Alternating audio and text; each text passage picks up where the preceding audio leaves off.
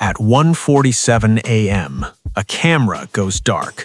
41 minutes later, a pacemaker goes silent. And somewhere inside that window, an 84-year-old woman disappears from her home and is never seen again. That is not a mystery. That is a blueprint. And when you actually look at what had to happen inside those 41 minutes, the explanation everyone settled on almost immediately starts to feel less and less like the truth. Stick with me, because this gets really strange, really fast. My name is Notebook V, and this channel exists for one reason: to look at the details everyone else skips over. Not the narrative, not the headlines, the behavior, the inconsistencies, the moments where something does not quite add up. And in this case, there are more of those moments than I think most people realize. So let's start from the beginning, not the version that has been circulating, the version the evidence actually supports. Her name is Nancy Guthrie, 84 years old. She has lived in the Catalina foothills area of Tucson, Arizona for decades.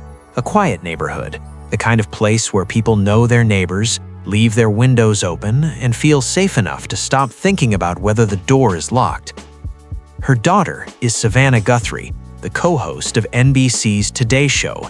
That connection is part of why this case got national attention almost immediately. But the attention, as we'll see, did not necessarily lead to clarity. On the night of January 31st, Nancy's son-in-law drops her off at home at approximately 9:50 in the evening. She goes inside. The night is quiet. The neighborhood is still. There is nothing, at least on the surface, to suggest that anything is wrong. But something was already in motion. Because in the early hours of February 1st, a figure appears on Nancy's Google Nest doorbell camera. Ski mask, gloves, backpack, a holstered weapon. This is not someone who wandered over on impulse. This person came dressed for something specific. At 1:47 a.m., that doorbell camera goes offline. Whether it was tampered with directly or simply stopped transmitting, that detail has not been fully clarified publicly. What we do know is that the camera, the one piece of technology positioned to record exactly what happened next, went dark. And then, the clock started. At 2:28 a.m., Nancy's pacemaker stops syncing with her Apple devices. That is the last digital trace of her. 41 minutes. That is the entire window investigators are working with. 41 minutes between a camera going dark and a pacemaker going silent. Now, here is where most coverage of this case stops asking questions and starts filling in answers. The word burglary gets introduced. Gone wrong. Tragic accident. A man who came to steal and made a terrible decision in the dark. But here's the problem with that. Burglars break in at night for one reason. They want to avoid people. The dark, the quiet, the sleeping household, that's the point. The entire strategy of a nighttime break-in is built around not encountering anyone. So the moment something goes wrong, the moment there is a person standing between you and the door, the rational decision, the instinctive decision, is to run. Taking an 84-year-old woman with a heart condition is not a rational decision. It's not an instinctive one either. It's a logistical undertaking. And in 41 minutes, from a standing start, in the dark, under adrenaline, that is not something that comes together by accident. Investigators have said, on the record, that they believe they already have what they need to solve this case. 51 days have passed since Nancy Guthrie disappeared. There is no arrest, there is no body, there is no public explanation for why those two things can both be true at the same time. What do you think really happened here?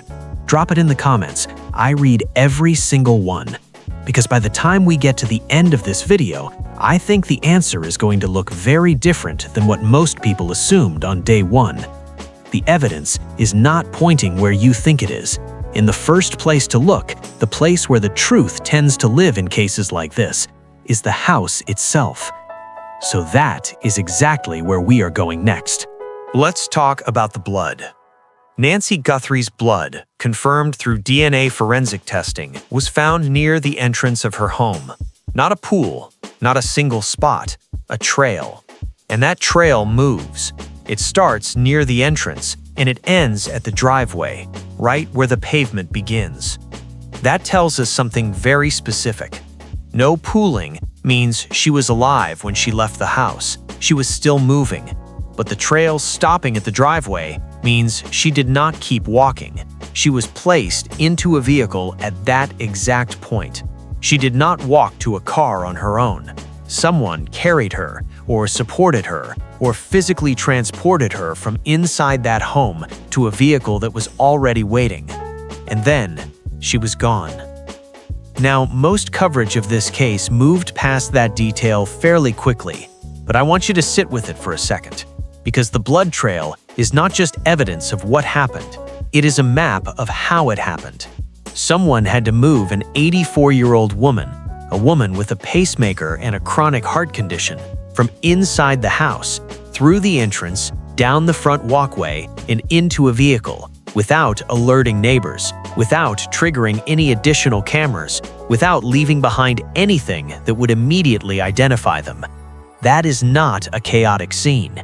That is a controlled one. Then there is the bedroom. This is the detail that almost no coverage has touched. What did Nancy's bedroom actually look like when investigators arrived? Was the bed disturbed, with the sheets pulled back, signs of a struggle, the kind of scene you would expect if someone was grabbed from sleep in the dark? Or was it undisturbed? Because those two scenarios describe completely different crimes. If she was taken from her bed by force, the room looks one way. If she was awake, if she had gotten up, if she was already moving through the house when she encountered someone, it looks entirely different. Law enforcement has not disclosed that detail publicly. That silence is deliberate, and deliberate silence in an active investigation usually means one of two things. Either the detail is too sensitive to release, or it points somewhere uncomfortable. Sometimes both. Now let's talk about how this person got inside. Despite weeks of aerial drone footage, neighborhood canvassing, and forensic work at the property, there are no confirmed reports of forced entry, no broken window, no kicked-in door, no sign of a threshold being breached by force. Nancy had lived in the Catalina foothills for decades. This is a neighborhood where serious crime was essentially non-existent. After years of safe routines in a safe place, it is not unreasonable to ask whether she simply left a door unlocked that night. But here's the thing. If the entry was frictionless, no noise, no alarm, no struggle at the door, then someone walked in, quietly, cleanly, without resistance.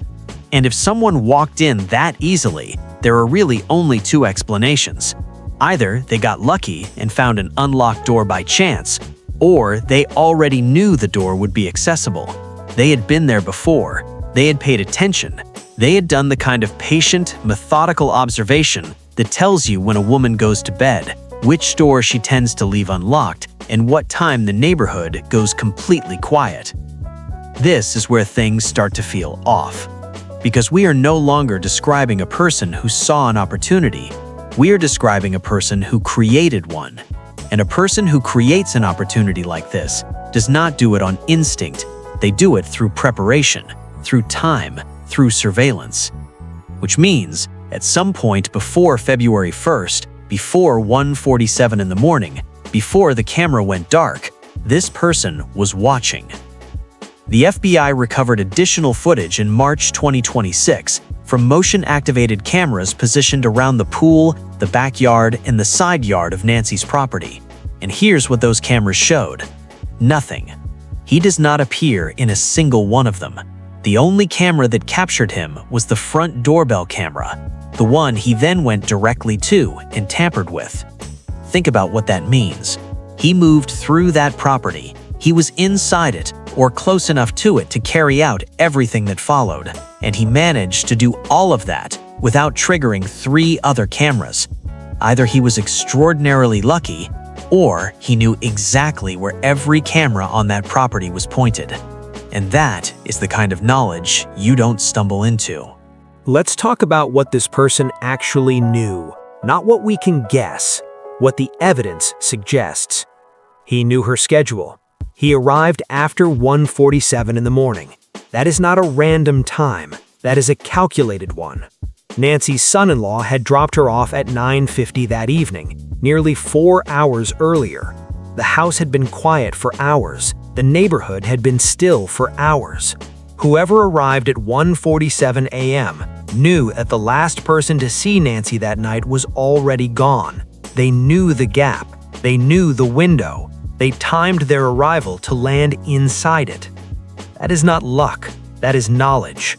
And knowledge like that, the kind that tells you when a specific elderly woman will be alone in a specific house in the middle of the night, does not come from a database.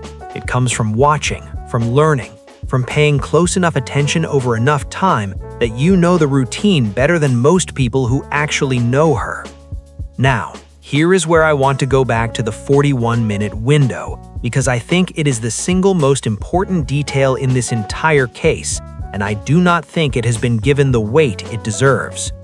Between 1:47 a.m. and 2:28 a.m., according to what investigators have established, Nancy Guthrie was taken. 41 minutes.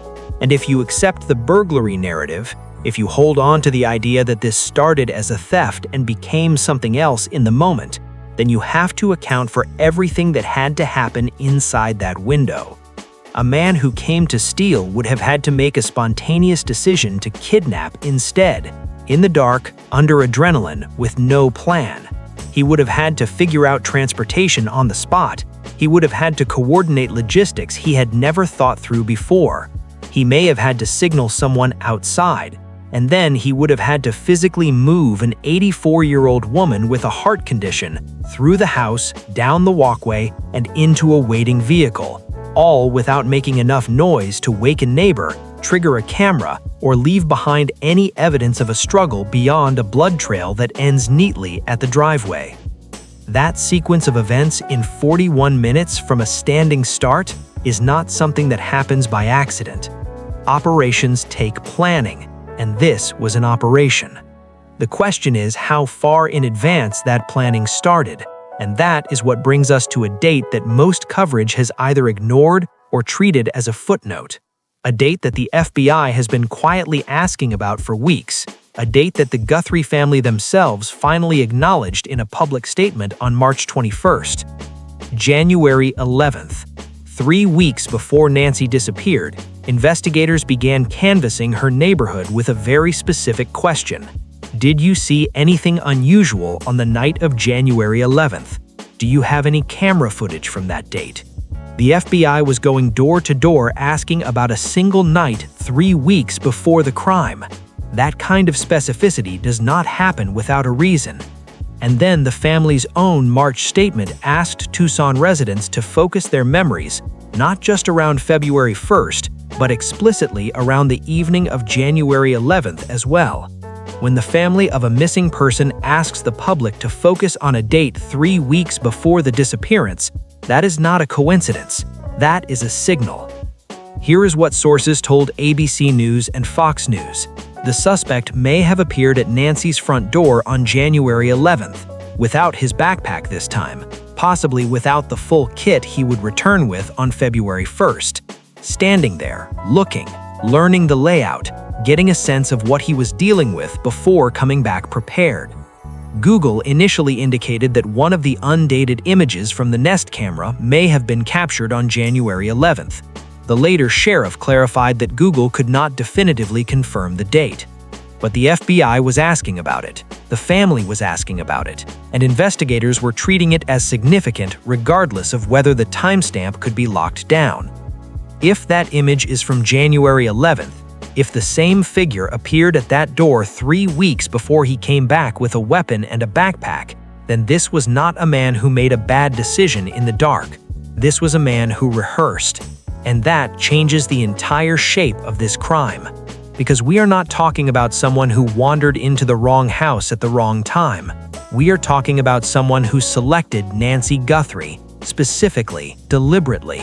Someone who came to her door once to study it, went away, made a plan, and came back to execute it.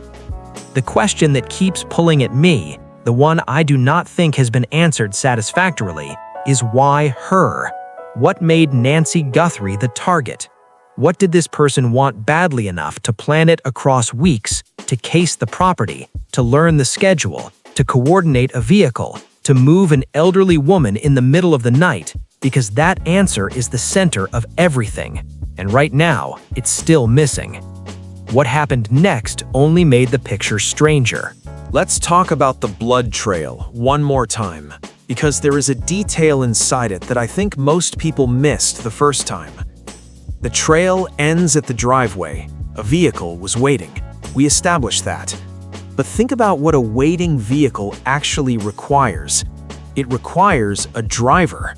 Someone who was there, at that address, in the middle of the night, engine running or ready, while everything else was happening inside. Someone who knew what was coming out of that front door and when. Investigators are actively working the theory that the masked figure captured on the doorbell camera was not the person who went inside, that he was positioned outside, visible, on camera, doing something to that camera, while someone else was already in the house, while someone else was already with Nancy. 2 people, at minimum. And if that is true, then the figure on the camera was not the primary actor. He was the logistics. He was the transportation. He was the one making sure the exit was clear, while the real work happened somewhere the cameras could not see. That is a level of coordination that does not come together on a Tuesday night by accident. The FBI returned to the neighborhood in the weeks after the disappearance and began asking residents about something specific. Former neighbors, people who had lived near Nancy's home and had recently vacated a nearby property, a property that sat empty in the period leading up to February 1st. Investigators were examining whether that vacant home had been used as a staging location, a place where one or more people could blend into the neighborhood, establish a presence that did not raise suspicion, and spend days or weeks observing the routines of the street, who came and went, when the lights went off, when the driveway was empty.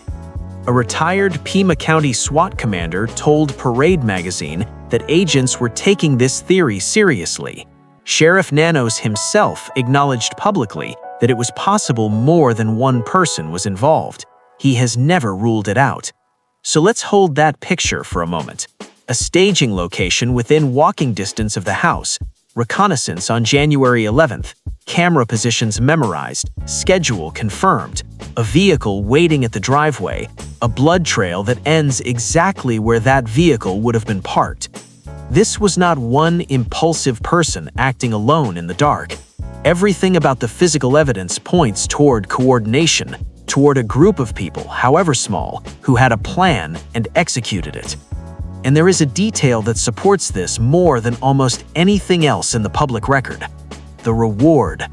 Right now, as of this video, the reward for information leading to Nancy stands at over $1.3 million. Cash, anonymous, no ID required. You do not have to give your name, you do not have to appear in court, you just have to make a phone call and the money is yours. That reward has not broken this case open. Think about what that means. $1.3 million sitting on the table, and not a single person has walked through that door with the answer. In most crimes involving multiple people, that kind of money creates fractures. Someone talks. Someone needs the cash more than they need the loyalty. Someone decides that protecting a secret is no longer worth it. The fact that the reward has not moved this suggests one of 2 things. Either the number of people who actually know what happened is very small, small enough that there is no weak link to exploit, or the people who know are connected to this in a way that makes coming forward feel more dangerous than $1.3 million feels useful. Neither of those is a comfortable conclusion. Now, here's where the case takes a turn that I think deserves its own conversation, because up to this point, we have been focused on the outside, the figure at the door, the camera, the blood trail, the staging location, the operational precision of whoever did this. But there is another thread running through this investigation, a quieter one that the sheriff addressed publicly and then seemed to walk back within days in a way that has never been fully explained. On February 6th, Sheriff Chris Nano stood at a press conference and said clearly, "Nobody is eliminated." Those were his words, "Nobody is eliminated." That is standard investigative language. It means exactly what it sounds like. Every person connected to the victim, every person with knowledge of her routine, every person who had contact with her in the days and weeks before she disappeared, none of them have been ruled out. 10 days between nobody is eliminated and the family has been cleared. And here's what did not happen in those 10 days. No new evidence was publicly announced. The DNA recovered from inside the house was still being processed at a private lab in Florida. The gloves found 2 miles from the property had just been traced to a local restaurant worker with no connection to the case. No suspect had been identified, no arrest had been made. The investigation was, by every public indicator, still in the middle of processing its most critical forensic materials. The family was cleared before the DNA came back, before the case was anywhere close to resolved, before anyone knew with certainty who was inside that house. Something does not add up. And then it got stranger, because the sheriff did not stop at cleared. Within another day, he issued a third statement, and the language had shifted again. The Guthrie family has not been identified as suspects, which sounds similar to cleared, but it's not the same, not even close. Not being identified as a suspect means the investigation has not formally named you. It does not mean your name is off the list. It means your name has not been put on a formal document. Veteran journalist Ashley Banfield, someone who covered September 11th from ground zero and spent years anchoring primetime national news, reported on February 4th that a law enforcement source described the last known person to see Nancy alive as a prime suspect. She immediately qualified it. She drew the comparison to the Elizabeth Smart case, where the father was wrongly focused on before his daughter was found alive. She was careful, she was measured, but she did not retract it. When the clearance statement came out, her public response was 2 words: "Nothing has changed." A former FBI special agent appeared on Fox News the same day the clearance was announced and said something that I think cuts to the heart of this. He said, "Unless investigators know who was in that house, they cannot clear anyone. Not really, not in any meaningful forensic sense." And he was right. You cannot clear a person of an unknown crime committed by an unknown suspect in an investigation that has not yet identified what happened or who was responsible. Clearance without answers is not clearance. It's a statement made under pressure. Now, I want to be precise here, because this channel doesn't traffic in accusations. What I am describing is not guilt. Annie Guthrie and Tommaso Cioni, Nancy's daughter and son-in-law who lived nearby, reportedly passed polygraph tests.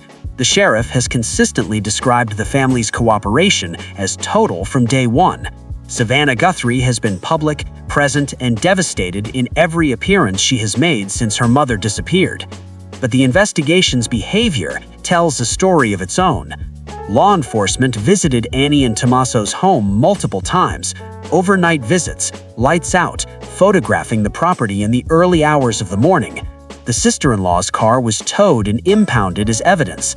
Agents returned to that address over and over again, including in the middle of the night, in a way they did not do at the homes of Nancy's other neighbors. That kind of investigative attention doesn't happen because someone is being casually considered and then set aside. It happens because something about that address, that household, those people, something warranted a level of scrutiny that the investigation has never publicly explained. And the shift between February 6th and February 16th, between nobody is eliminated and the family has been cleared, has never been addressed, not once. The sheriff has not explained what changed, what evidence arrived, what conversation happened, what made it appropriate to make a public clearance statement in the middle of an active investigation with unprocessed DNA. That silence is its own kind of detail. Let's talk about who this person actually is. Not a name. We do not have that yet.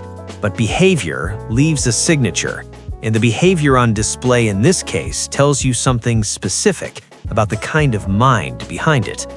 He wore a ski mask, gloves. He carried a backpack and a holstered weapon. That combination is not the outfit of someone who decided on the way over to break into a house. That is protective equipment selected in advance for a specific purpose. The mask conceals identity. The gloves eliminate fingerprints. The weapon provides control. The backpack suggests he expected to carry something out. Every item on his body that night was chosen deliberately. That is not impulse. That is methodology. But here is the detail that a retired FBI profiler pointed out publicly and that I think has not gotten nearly enough attention. He did not cover his mouth. He did not cover his nose. His eyes were exposed. His eyebrows, his eyelashes, the skin around his face, all of it visible. All of it shedding biological material with every breath he took inside that house. A person careful enough to wear gloves and a ski mask is not usually careless about exposure, which means one of two things.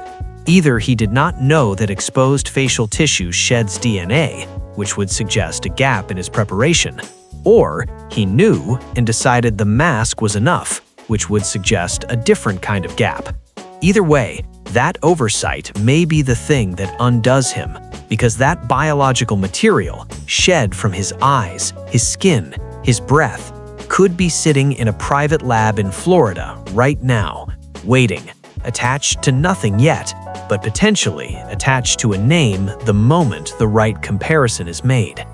Investigators have turned to forensic investigative genetic genealogy, the same technique that identified the Golden State Killer after decades of silence, the same approach that cracked the Idaho student murder case. When traditional database searches return no matches, genetic-based analysis builds outward from the DNA itself, tracing family connections, distant relatives, bloodlines, until a name emerges from the evidence. It is slow, it is methodical, but it works. And it has worked in cases far colder than this one. The Gilgo Beach case, one of the most complex serial investigations in American history, was not solved with new evidence. It was solved with fresh eyes on evidence that had existed for years. No sacred assumptions, everything built from the ground up. A new analyst asking a question that previous investigators had stopped asking. That is what this case may need, not a confession, not a witness walking into the tip line, a single analyst in a Florida lab who looks at what is already there and makes a connection that nobody has made yet. But there is a question this case has been circling for weeks that deserves to be asked plainly, and I want to ask it plainly. Nancy Guthrie was 84 years old. She had a pacemaker. She had a chronic heart condition that required daily medication. When she was taken from her home in the early hours of February 1st, she was taken without her phone, without her medication, without anything that would allow her to manage the condition keeping her alive. An expert who examined this case said publicly that without that medication, Nancy likely did not survive beyond 72 hours. 72 hours. She has been missing for 51 days. Now, I want to be careful here because this is the part of the case where the math becomes very hard to sit with. If the goal was ransom, if whoever took her intended to use her as leverage, to negotiate, to make a demand, then taking her without the medication that keeps her alive is either a catastrophic oversight or it was never about keeping her alive in the first place. Those are two very different crimes, and they point toward two very different perpetrators. A careless person grabs someone in the chaos of a moment and does not think about the prescription bottles on the nightstand.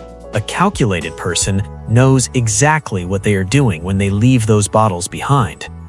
The same expert who spoke about the medication also noted, based on historical patterns in cases like this, an elderly victim, a residential abduction, a desert environment, that if Nancy has passed, her body will most likely be found within 2 to 5 miles of her home.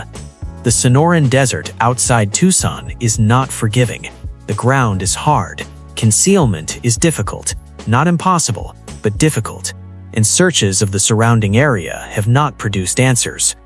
Savannah Guthrie spoke publicly about her mother in a way that I think was one of the most honest and quietly devastating things I have heard from a family member in a case like this. She did not perform hope she did not feel. She acknowledged what the family knows but cannot say with certainty. She talked about the possibility that her mother may already be gone, that she may have already gone home to a faith that Nancy held deeply.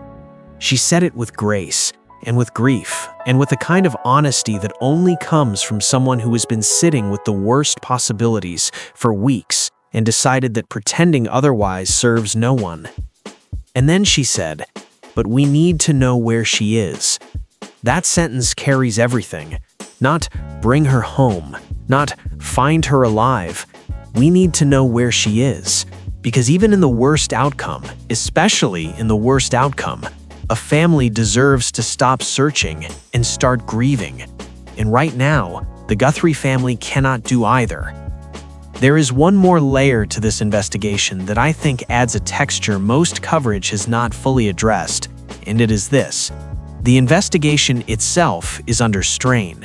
A formal recall effort against Sheriff Chris Nanos launched on March 12th. It requires 120,000 verified signatures within 120 days to trigger an election. The Pima County Board of Supervisors met on March 24th to examine discrepancies in the sheriff's own employment record, including allegations that he lied under oath in a prior deposition, separate from this case entirely. A man with his own credibility problem leading an investigation with its own unanswered questions. None of that finds Nancy Guthrie. I want to be clear about that. Political friction around a sheriff does not move a DNA result. It does not generate a tip. It does not put a name to the biological materials sitting in that Florida lab. But an investigation under public pressure, led by someone whose professional reputation is being actively challenged, is an investigation that cannot afford to make mistakes. And this case has already produced at least one public statement, the clearance announcement, that experts questioned within hours of its release. A 20 to 24 person task force, split evenly between the sheriff's office and the FBI, is still working this. Cell site analysis, digital forensics, the additional camera images recovered from the property in March 2026, the DNA, the genealogy work, the vacant property theory, the January 11th footage question. All of it is still in motion. All of it is still unresolved. And here is what I keep coming back to. The information needed to solve this case may already exist. Not in a future discovery, not in a witness who has not yet come forward, in something that is already sitting in a database or a lab result or a cell tower record right now. The answer may already be there. The question is whether the right person is asking the right question without the weight of an early narrative pressing down on every assumption they make. Because that is how cases go cold, not from a lack of evidence, from a frame that calcifies too early, from a story that gets told publicly before the evidence is fully processed and then becomes the lens through which every new piece of information is filtered. If investigators decided in the first week that this was a random outside actor and built their entire investigative structure around that conclusion, every resource, every search parameter, every interview protocol oriented toward a stranger, then evidence pointing elsewhere may have been handled differently than it deserved. That is not an accusation, it's a pattern.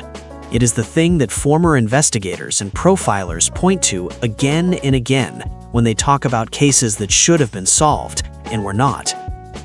Treating this as a missing person case and treating this as a homicide investigation require different tactics, different search methods, different priorities.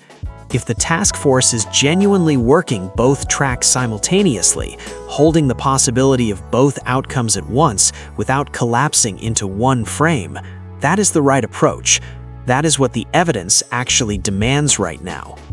If the narrative has locked them into one frame, if the story settled too early and the investigation followed, that is where cases go cold. That is where answers disappear. And here is the thing about this case that sits with me more than almost anything else. The person who did this is still out there.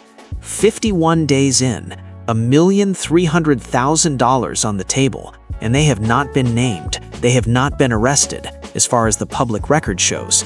They have not even been formally identified.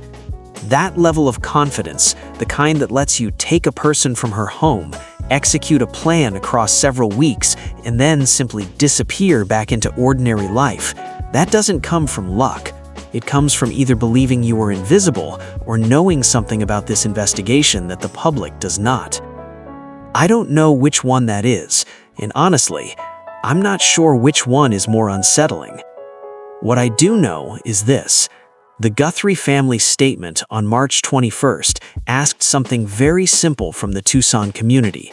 They asked people to search their memories around January 31st, the early morning of February 1st, the evening of January 11th. They said it is possible someone in that community has information they don't even realize is significant. They are right. The person who holds the piece that breaks this open may not know they're holding it. A neighbor who noticed a car parked on the street a few nights in a row, a resident who saw a light in the vacant house, someone who passed a figure on foot in the Catalina foothills at an unusual hour and filed it away as nothing because nothing had happened yet. If you saw something, anything that felt even slightly off around those dates, the tip line is 1-800-CALL-FBI. Cash reward, anonymous, no ID required. That information has the same value now as it did on day one, maybe more. Here is what I find myself thinking about when I step back from all of it. When someone plans something like this, weeks of preparation, reconnaissance, operational precision, there's a coldness to it that doesn't fit the way most people imagine crime. Most people imagine violence is hot, reactive, emotional, driven by fear or rage or desperation. And a lot of crime is exactly that. But this was not that.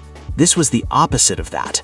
Whatever happened to Nancy Guthrie started with someone sitting somewhere quiet, thinking through a plan, deciding she was the right target, and then executing that plan across several weeks with enough discipline to see it through to the end. That kind of planning requires distance from the humanity of the person you're planning it against. It requires looking at an 84-year-old woman and seeing something other than a person, an object, a means to an end, a problem to be solved. That is not a stranger who panicked. That is someone who chose this, deliberately, carefully, and that choice did not begin on January 1st. It began much earlier, and somewhere in that earlier period, in the days or weeks before January 11th, before the reconnaissance visit, before the camera was studied and the schedule was memorized, something happened that made Nancy Guthrie a target. Finding that may be the key to finding everything else. 51 days, and somebody out there knows something. Thank you so much for watching Notebook V. This one was heavy, and I know it. If this kind of careful, evidence-based storytelling is what you come here for, please subscribe and share this video, because someone watching might have a piece of this that they don't even realize matters. Leave a comment with the detail that stood out most to you. I genuinely want to know what caught your attention. And tell me, is there another case you think deserves this level of scrutiny? Drop it below. I'll be reading. There is something about this case that I have not been able to fully let go of. And it is not the evidence. The evidence is what it is. It exists. It is being processed. It will eventually point somewhere definitive. What I cannot stop thinking about is the silence. Not the silence of the neighborhood on February 1st, not the silence of the camera after 1:47 in the morning. The silence that followed. The 51 days of a case that generated enormous public attention, yet almost no public answers. A sheriff who changed his position without explaining why. A DNA sample sitting in a private lab in Florida. A reward large enough to change most people's lives that has not produced a single name. That kind of silence is unusual. In cases with this much visibility, with this much financial incentive for someone to come forward, silence at this scale means something. It means the circle of people who truly know what happened is very small.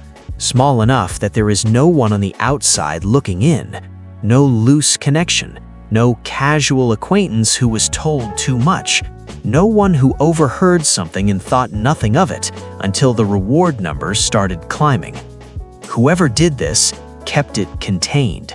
And containing something like this, an abduction, a planned operation involving at minimum one vehicle and possibly more than one person, requires either extraordinary discipline or extraordinary leverage.